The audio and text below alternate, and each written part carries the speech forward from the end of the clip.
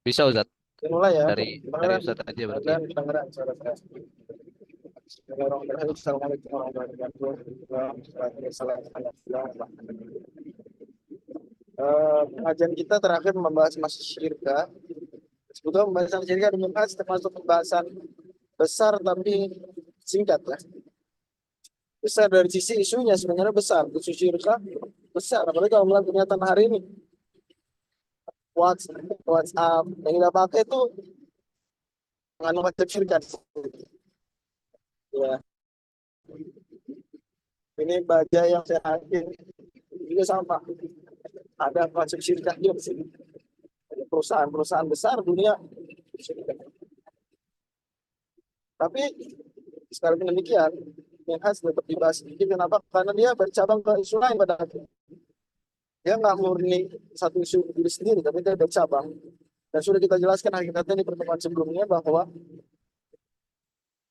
eh, syirka ini unsur terbesar adalah wakalah. Adalah apa? Wakalah. Karena seolah-olah A dan B ketika mereka bersyirka, maka A itu mewakilkan kepada B pengelolaan harta bersamanya mereka itu, harta barangannya, harta berserikatnya itu.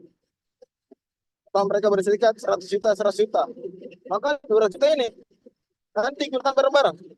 Seolah-olah A bilang kepada B, B mau pakai lah duit saya wakilkan kamu memakai uang saya untuk keuntungan bisnis kita yang 100 juta ini. Dan kamu juga wakilkan harta kamu kepada saya untuk saya kelola juga. Jadi saling mewakilkan satu sama lain. Jadi berangkat dari situ maka dia akan syirka unsur terbesar adalah wakalah. Makanya nanti bahasan setelah ini adalah wakalah. Dan wakalah akan dibahas lebih detail. Itu kenapa pembahasan syirkanya sedikit. Terakhir watasihu fi kulli mithliyin dunal mutaqawwim. Syirkanya sah dalam hal yang sifatnya mithli. Dan ini benda-benda itu secara umum harta bisa dibagi dua, mithli dan mutaqawwim. Mithli bendanya ada benda sejenis dalam jumlah yang banyak. Ya, misalnya uang itu mithli. Kenapa? Karena uang 1.000 punya saya, itu uang 1.000 punya Anda. Sama aja. Nah, kita dapatkan uang 1.000 banyak. Dia mithli. Sehingga untuk mengeceknya, cukup mengecek. Sehingga untuk membandingkan 1.000, cukup dengan uang 1.000 saja. Tidak perlu membutuhkan penaksiran harga. Kalau saya punya uang 100.000 selembar, kemudian ada orang punya uang 100.000 selembar, atau 50.000 lah 2 lembar, maka dia semisal, senilai. Langsung kita bisa tahu tanpa perlu menaksirkan ke harga tertentu. Dan baru saat itu. Kalau mutakoim enggak? Mutakoim misalnya benda-benda yang itu nggak ada yang semisal atau susah dicari yang semisal. Zaman dulu, mungkin zaman sekarang lebih mudah dengan adanya pabrik, barang-barang yang semisal itu bisa lebih mudah dijumpai. Tapi anggaplah nggak ada pabrik, maka umumnya misalnya punya harta berupa kue. Kue ini cuma bisa diukur taksir nilainya aja. Nggak bisa dikatakan kue ini sama dengan kue ini, enggak. Karena nggak ada alat zaman dulu untuk mengukur kesamaan. Mungkin ada agak heran kalau bisa bersyarikat dengan kue, ya, terbayang saja, tapi sebetulnya nggak boleh dalam hal. Karena dia mutakawin, kan misli, kami itu uang, itu bisa. Atau emas, hari emas, itu misli. Wakil takhta subinak bil madrub. Ada yang lebih ketat lagi, tapi pendapat lemah. Mengatakan, nggak semua misli bisa, tapi hanya yang uang yang sudah dicetak. Nangket itu uang, madrub yang dicetak negara. Kita tahu emas waktu itu bernilai uang. Mau dicetak negara atau enggak, kalau kita punya emas, itu bernilai uang. Nah, kalau sekarang kita punya kertas, meskipun bagus kertasnya nggak bernilai uang ya. Kecuali kalau kertas tersebut dicetak menjadi uang kertas. Nah, ini kalau ketat. Jawabannya enggak. Syirka nggak harus dengan uang yang dikeluarkan negara, dan nggak harus bahkan juga dengan uang. Yang penting misli. Walaupun memang agak sulit dibayangkan kalau syirikahnya tidak dengan uang, karena agak sulit. Tapi memungkinkan. Uang, emas, perak, ini. Atau harta-harta yang misalnya berupa cairan dan bisa digabungkan.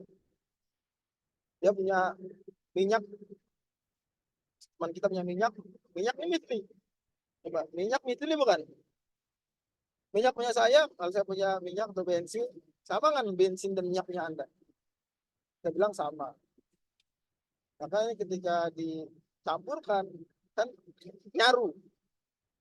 Nggak lagi kepisah, punya siapa? Mana punya siapa? Udah, menyatu, itulah syirik. Makanya pembahasan lanjutannya, wa ishtaratu khaltul malaini bihaitsu la yatamayyazan. Disyaratkan harus pencampuran dua harta sampai nggak bisa dibedakan. Kenapa? Misalkan ini supaya benar-benar sama. Uang saya dicampur dengan uang Anda, udah nggak ketahuan lagi mana uang siapa, mana uang siapa. Udah nggak bisa, oh ini uang saya nih. Nggak ada. Saat kan ada nomor seri, oke nomor seri. Tapi nomor seri siapa yang memperhatikan? Dan pada akhirnya nggak terlalu dianggap dalam pembahasan seperti itu. Apalagi kenyataannya syirika-syirika besar itu uangnya ditransfer masuk ke dalam bank. Ya, maka kita nggak bicara lagi uang yang ada nomor seri. Ya, itu ternyata kenapa tadi mesti apa? Mesti khaltul malai. Agar supaya masing-masing pihak itu benar-benar mewakilkan dan diwakilkan terhadap pengelolaan harta dan benar-benar terjadi keserikatan. Walayak filkol tu ma'ahtilati jinsin atau sifatin, tidak cukup digabung tapi beda jenis atau beda sifat.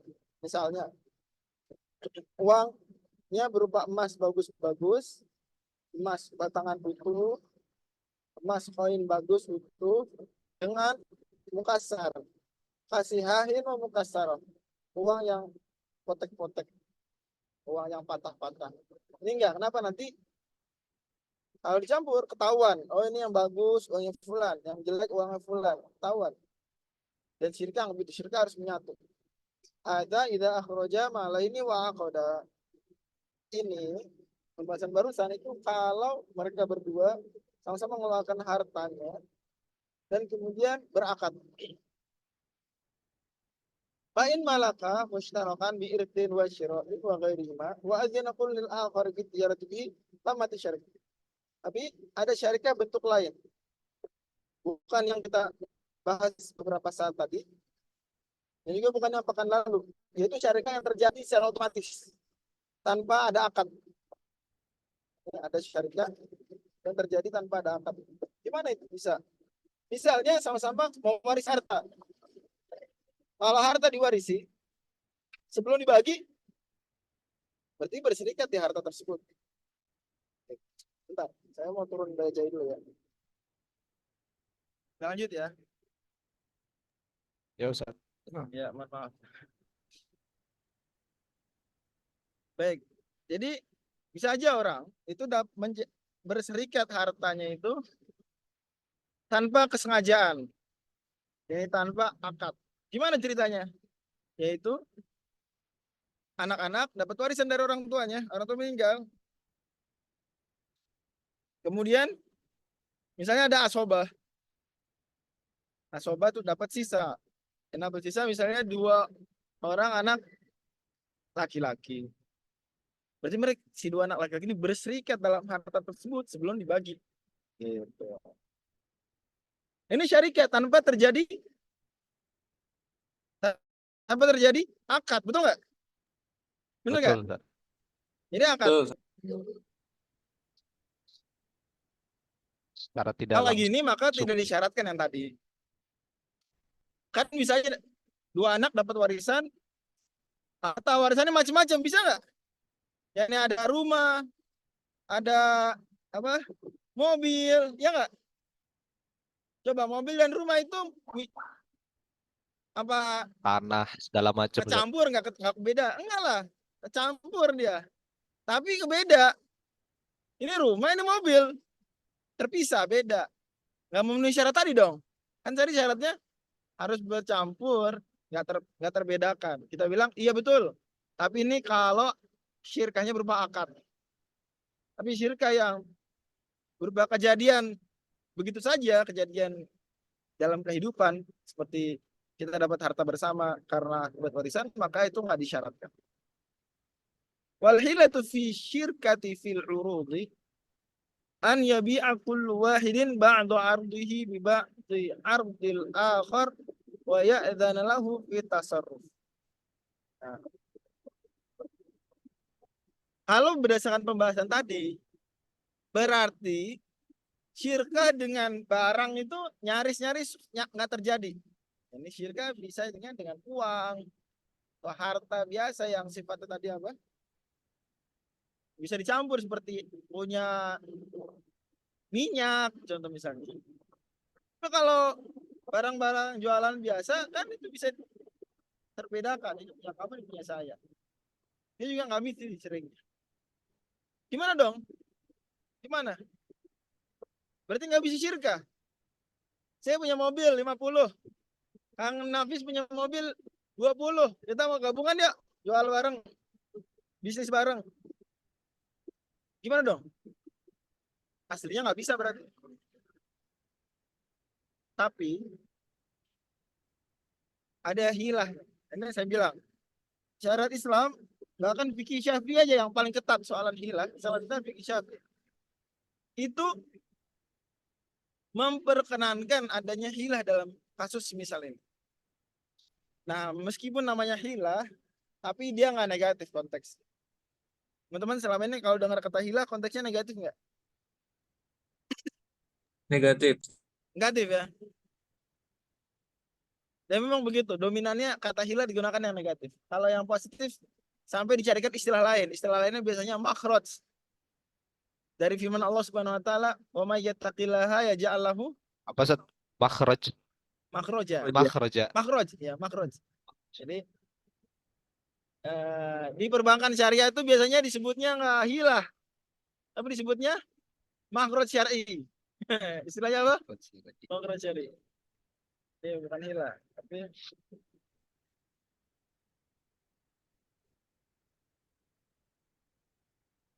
ya makhraj. Kita ditambahkan makhraj syar'i. Oke. Wal hilatu fi syarikati fil urud an yabi'a kullu wahidin ba'da ardihi. Oh, gini aja. Saya jual ini masing-masing ya. A, taruh, saya ganti dulu jadi tulisan. A dan B. A bilang ke B, saya jual barang-barang saya ini. Dia punya beberapa barang. Ya. Saya jual ke kamu dengan harga apa? Harganya adalah barang-barang kamu. Jadi A punya barang, B punya barang. Kalau langsung disyirkahkan bisa nggak? Nah, kalau langsung Harus disyirkahkan bisa akad nggak? dulu Ustaz. Bisa nggak tadi berdasarkan peraturan tadi?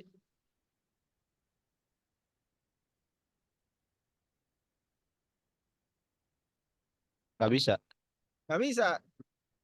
Ada solusi nggak? Harus akad dulu Ustaz. Hah? Ya itu nih siasatnya nih.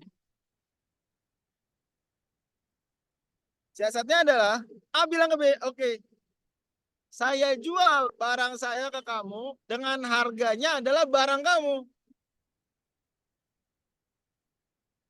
Tapi sebagiannya supaya saling menjual.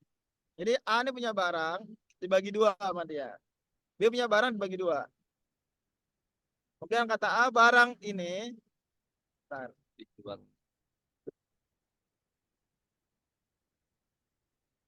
ya, barang ini saya jual harganya ini. Kata B, oke, barang saya yang ini sebagiannya dijual dengan harga ini. Karena mereka saling menjual, set.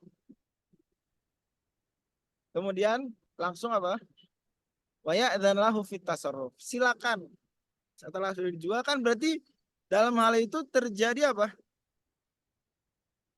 Akad saling menjual beli.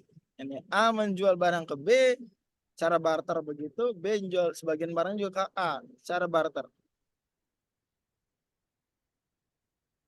Oke, berarti barang milik B sebagiannya itu sudah menjadi harga dari barang milik A. Dan barang milik A sebagiannya sudah menjadi harga dari barang milik B. Yang seperti ini kata ulama Syafi'iyah sudah boleh. Setelah itu mereka bersyarikat. Ini hilahnya. Supaya bisa syirkah ketika kasusnya adalah hak barang. Wala istaratu tasawi qadril malain. Benar-benar bisa dimengerti nih. Ini hilahnya ya. Jadi saya ulang lagi hilahnya. A punya sebagian barang tersebut dijual ke B dengan sebagian barangnya. Dan B menjual sebagian barangnya dengan harga sebagian barangnya A. Setelah itu dan masing-masing saling mengizinkan temannya untuk apa? Untuk mengotak-atik, ya, mengolah, untuk mengelola. Maka dengan itu berarti A dan B sah berserikat dengan harta ini. Jadilah harta ini harta syirik. Walaupun dia sebenarnya urut, ya, dia sesuatu yang bukan emas, bukan uang, gitu. Boleh. Ya. Lanjut, wala yushtaratu tasawi qadril mala, yang tidak disyaratkan harus sama. Ini bisa juga pemodal A dan pemodal B ini formasi hartanya nggak 50-50, itu bisa, nggak masalah. Nggak masalah. Misalnya 60-40, 70-30 nggak masalah. Yang penting masing-masing diberi hak untuk mengelola harta yang sudah bercampur. Nggak boleh kalau cuma, oh, kamu cuma boleh mengelola di 70, di 30. Nggak begitu. Oke. Wal asahu annahu la yashtaratul ilmu biqadrihi ma indal aqd. Dan yang lebih benar pendapatnya adalah bahwasanya tidak disyaratkan mengetahui kadar masing-masing saat akad, nggak disyaratkan. Walaupun itu bagus, lebih bagus, tapi nggak disyaratkan. Wa yatasallatu kullun minhuma ala tasarrufi bila dharar. Masing-masing diberikan hak untuk mengelola harta yang sudah menjadi harta bersama tadi, syirkah tadi itu, tapi dengan syarat tidak boleh memberikan mudarat. Contohnya gimana? Lanjut. Fala yabi'u nasi'atan. Nggak boleh salah satu pihak menjual barang secara tunda. Kenapa menjual barang secara tunda, secara kredit itu dianggap mudarat? Coba kira-kira ada yang mau ngasih masukan nggak? Kenapa kira-kira tuh? Nggak boleh tuh. Kenapa begitu? Kenapa kira-kira Kang Nafis? Kenapa nggak boleh? Dianggap itu mudarat. Nggak boleh Buat itu maksudnya bukan nggak kalau boleh gitu mutlak Sat, ya. Dia nggak boleh bukan nggak boleh mutlak ya. Boleh. Halal. Cuma dalam kasus ini dianggap itu memberikan mudarat lebih besar. Sehingga untuk kasus ini nggak boleh. Sebenarnya menjual secara kredit, secara tertunda nggak masalah. Barang dulu, uang nanti nggak masalah, boleh. Cuma di dalam isu syirka ini dipandang sebagai tasarruf yang memberikan kemudaratan. Kenapa begitu? Kira-kira Kang Nafis? karena potensi goror gak usah. Eh, Goror enggak, bukan goror. Potensi apa betul? Potensi udah benar, tapi potensi apa? Potensi one prestasi, potensi kagak dibayar, ya enggak? Barang udah dikasih ke pembeli, tapi Iya, uangnya belum, uang nanti atau uang dicicil. Ada potensi nggak dia nggak bayar atau iya. nggak lunas, terlambat? Itu Si mudaratnya di situ, mudaratnya di situ, ya. Sehingga dipandang dalam kasus ini nggak boleh menjual seperti itu. Ketika kalau dia bersyirka dengan orang, ya udah kalau mau berbisnis bisnisnya dengan cash, ya, langsung uang barang barang uang. Wala bi ghairi naqdil balad. Contoh mudarat lain misalnya menjual barang tidak dengan apa? Mata uang yang berlaku di negeri tersebut. Ya. Misalnya Di negara tersebut yang berlaku dinar, dia pakai dirham, berarti kan nggak berlaku. Salah. Ini hari ini kalau sekarang kita bicara rupiah, ringgit misalnya, euro, rial. Emang kenapa masalahnya Pak kalau ini kita abaikan dulu variabel adanya undang-undang yang melarang penggunaan mata uang selain rupiah misalnya untuk transaksi di Indonesia. Kita abaikan dulu. Anggap itu nggak ada, kenapa tetap dipandang mudarat? Ini kita misalnya kalau anggap itu nggak terlarang. Tapi kalau kita bersyirkah rupiah dengan rupiah, maka nggak boleh salah satu pihak menjual barang, kemudian barang ini beli barang dengan uang tersebut, tapi kemudian transaksinya Intinya harus penting ya. tidak dengan rupiah. Kenapa masalah? Pakai ringgit. Masalahnya di mana masalahnya? Kita abaikan peraturan yang melarang ya. Masalah di mana masalahnya? Hah? Tidak transparan, tidak Yang, transparansi masalah yang mata uang. transparan. Ada lagi yang lebih mantap dari nggak transparan. Ini transparan aja bisa. Kalau transparan masih bisa. Dia kasih tahu ini tadi transaksinya senilai 1 juta rupiah. Berapa ringgit 1 juta rupiah? Misalnya. Ya berapa lah? Bisa aja. Tapi masalahnya adalah eh, apa masalahnya? Ini contoh dia megang ringgit sekarang, tapi kita di Indonesia, ringgit itu bisa dipakai. Kursnya Susah. Ustaz bisa Bisa. fluk Dan berubah-ubah berubah juga, berubah. berubah-ubah. Ya nggak? Ah, masalah lagi. Terus sengketa nggak? Rawan sengketa nggak nanti? Oh, tadi Iya pakai sengketa. uangnya sekian rupiah. Enggak, cuma sekian ringgit. Salah. Harus diganti mata uang pakai mata uang yang ini ya. Nah, belum lagi Intrinsiknya ntar kuat. kalau Intrinsiknya pembayaran perubahan. Wah, tadinya rupiah menguat atau ringgit sekarang melemah. ya Ah, repot lagi. Dan intinya itu mudarat. Itu mudarat. Nggak jual boleh. Contoh lain wala bi ghamnin fahish. Nggak boleh juga menjual dengan selisih yang terlalu parah dari harga pasaran. Boleh. Sekali lagi ini yang dibahas ini bukan hal yang haram mutlak ya. Di luar kasus ini boleh. Boleh orang menjual secara barang dulu baru uang nanti. Boleh. Boleh orang kita baikkan peraturan dulu. Boleh menjual barang di Indonesia, di negara tertentu tidak dengan mata uang negara itu boleh. Boleh juga menjual barang di bawah atau di atas harga pasaran. Kalau saling ridho boleh. Tapi di sini nggak boleh. Kenapa nggak boleh? Oke, Anda ridho. Syarik Anda? Enggak. Nggak ridho. Nah, ridho dia. Enak aja. Di atas harga, di bawah harga pasaran. Wah, enggak. Tapi yang fahish, yang parah. Kalau selisih dikit nggak masalah. Like, intinya, ini contoh-contoh disebutkan yaitu hal-hal yang normalnya boleh, tapi sebenarnya kalau itu pakai duit orang itu bermasalah. Walaysa firubihi. Nggak boleh juga safar membawa duit syarikah. Sini ada nggak yang pernah jadi bendahara? Siapa pernah jadi bendahara kelas? Pernah Tat. Pernah. Pernah dat Ah, pas Uang di uang organisasi. uang uang kelas dibawa-bawa pergi nggak? Kalau sedang pergi ke luar kota, Nggak dibawa. nggak dibawa kan? Uang cash. Jangan bayangin masa-masa sekarang ya yang lebih mudah dimasukin ATM. Bayangin masa dulu ya uang uang uang kelas tuh disimpan di kantong plastik atau apalah, di amplop Masukin tas, ya, tapi masukin lemari. masukin tas. Kalau kita lagi trip ke luar kota, dibawa-bawa nggak itu? Ya enggak lah. Emang kenapa kalau dibawa? Berisiko nggak? Resiko. Aku bilang Berisiko hilang, curi ya. Sama harta syariah nggak boleh dibawa safar.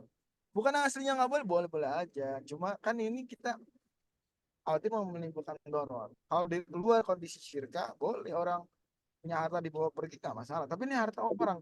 Ya, pada akhirnya harta syirka, ada harta dia, ada harta orang.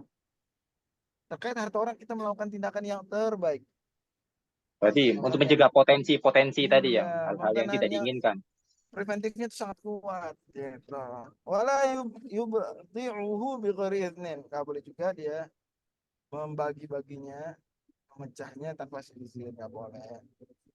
Pokoknya janganlah ya hartanya tersebut diutak-atik dengan mudarat.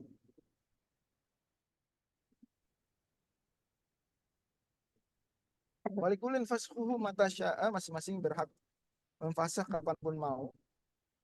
Ini nanti kita bisa bahas di pertemuan mendatang ya. Sampai sini. Eh, kita Kita cukupkan, kita break dulu semenit, nanti kita lanjut ke tafsir ya.